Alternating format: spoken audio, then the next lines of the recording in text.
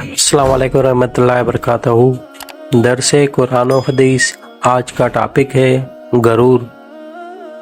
उर्दू ज़बान में गरूर का लफ्ज़ फ़क्र और तकब्बर की मानी में इस्तेमाल होता है, जबकि अरबी में गरूर गेन के फतह के साथ हर उस चीज़ को कहा जाता है जो इंसान को धोखे में डाल दे, ख्वाह वो माल हो या इक़्तिदार, जवानी हो या कुव्वत व ताकत, शहरत और शहवत हो या नफ्स और शैतान। और गेन के ज़िम्मा के साथ गुरूर का इतलाक जहालत के बाज़ किस्मों पर होता है, क्योंकि जहालत यह है कि इंसान किसी चीज़ के बारे में उसकी हकीकत के बरक्स एतबार कादिर रखे, हक़ को बातिल और बातिल को हक़ समझे, लेकिन हर जहालत गुरूर नहीं है। कुरान करीम में दुनिया की ज़िंदगी को मताअल गरूर, धोखे का सामान करार दिया गया है, क्योंकि इंसान उसकी ज़ाहरी चमक दमक, कशिश और ज़ैब व ज़ीनत से मुतासिर होकर आखिरत को भूल जाता है और दुनिया ही की कमाने, बनाने, संवारने और जमा करने में ज़िंदगी जैसी कीमती पूंजी ज़ाया कर देता है।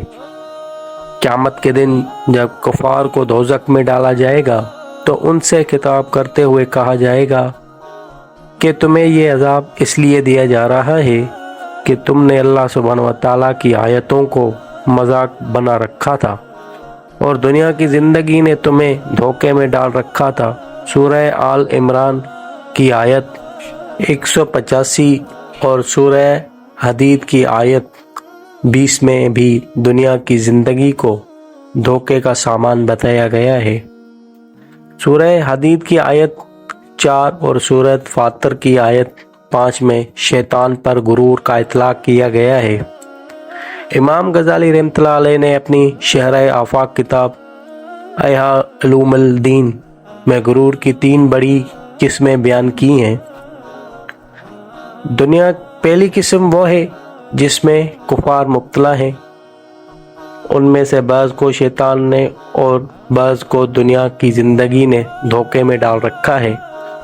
उनका ख्याल है कि दुनिया नकद और आखिरत उधार है और नकद उधार से बेहतर है, बल्कि ये बदबख्त यहाँ तक कहने से भी नहीं चूकते कि दुनिया की लज्जतें यकीनी और आखिरत की लज्जतें मशकूक हैं, लिहाजा यकीनी चीज़ को मशकूक की खातिर नहीं छोड़ा जा सकता। गुरूर की दूसरी किस्म वो है जिसमें गुनाहगार मुसलमान मुब्तला हैं। उनका ख्याल ये है कि चुना के अल्लाह सुब्हानहू व तआला गफूर रहीम और बड़ा करीम है, लिहाजा नेक अमाल करने और गुनाहों के बारे में ज़्यादा फ़िक्रमंद होने की ज़रूरत नहीं।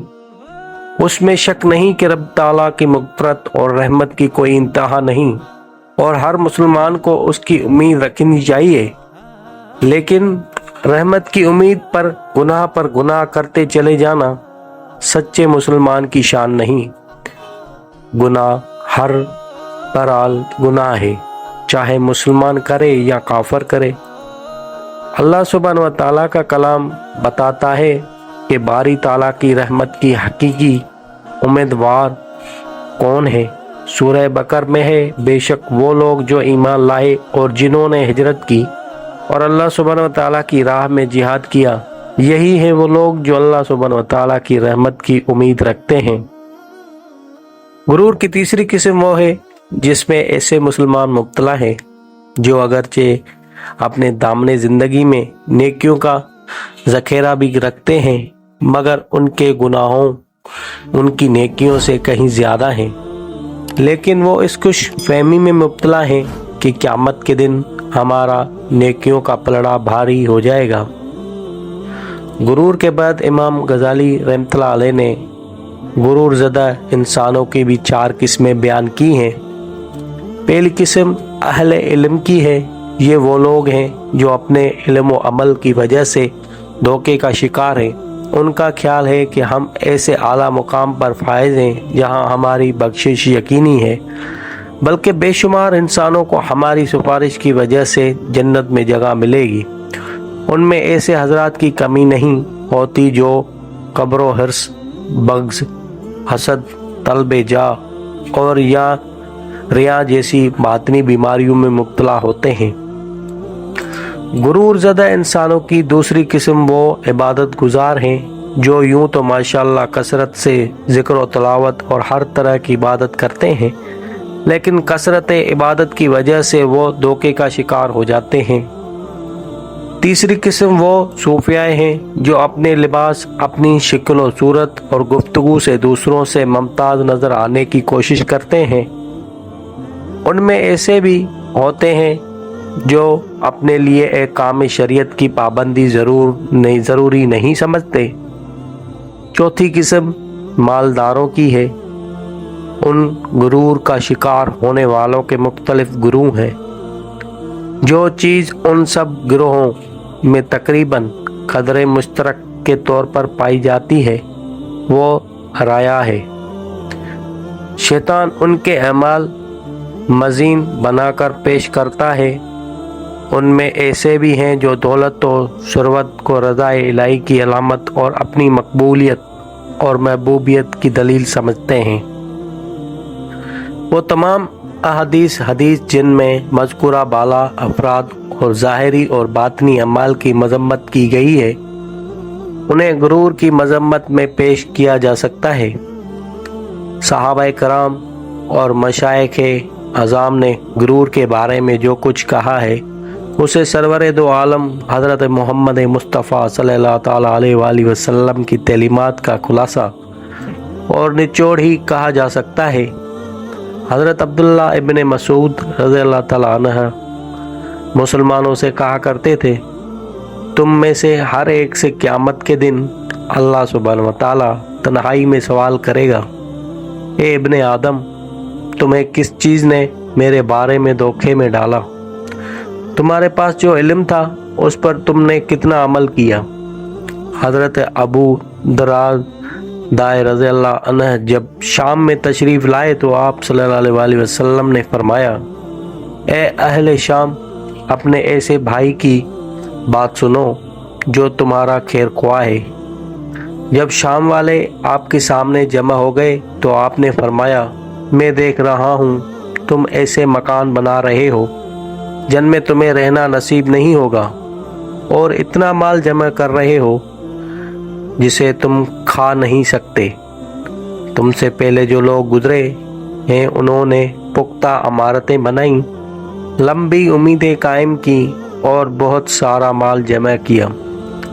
ان کی امیدیں دھوکہ ثابت ہوئیں، ان کا جمع کردہ مال باعث ہلاکت بنا اور قبریں ان کا مسکن بنی۔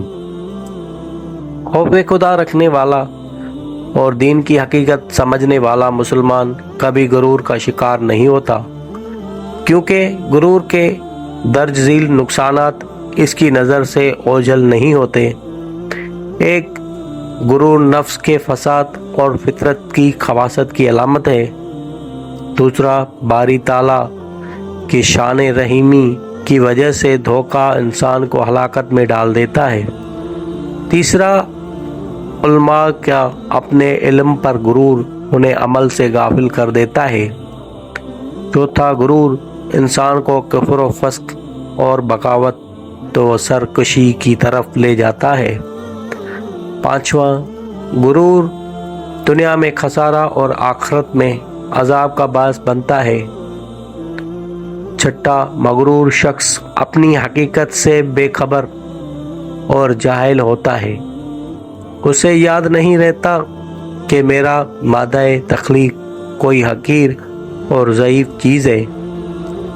ساتواں، غرور کی وجہ سے قبر و عجب جیسے بہت سارے قلبی امراض پیدا ہو جاتے ہیں۔ آٹھواں، عبادت گزاروں کا غرور ان کے نیک اعمال کو باطل کرنے کا ذریعہ بنتا ہے۔ نواں، غرور امتوں کی ہلاکت اور افراد کو خطرناک بیماریوں میں مبتلا کرنے کا سبب ثابت ہوتا ہے۔ دسواں، غرور بندگی اور عبودیت کے منافی ہے۔